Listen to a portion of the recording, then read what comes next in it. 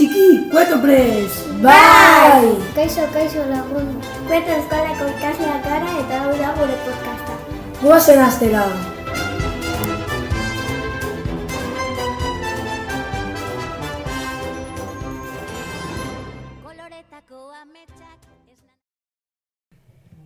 Kaixo Naia. Kaixo Ian, zergaitik zaude triste? Nire arrebak pneumonia dauka.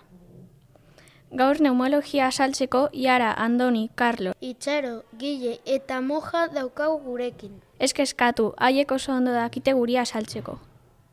Birike bat beste baino handiago dugu. Tabakorik ez balego birikeko minbizia ez litzateke beste izango.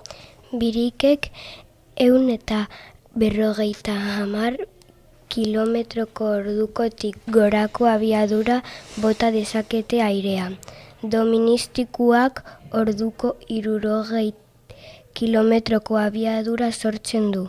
Birikak flotatu dezaketen organo bakarrak dira. Umea bakarrik arnasten dute sudurretik.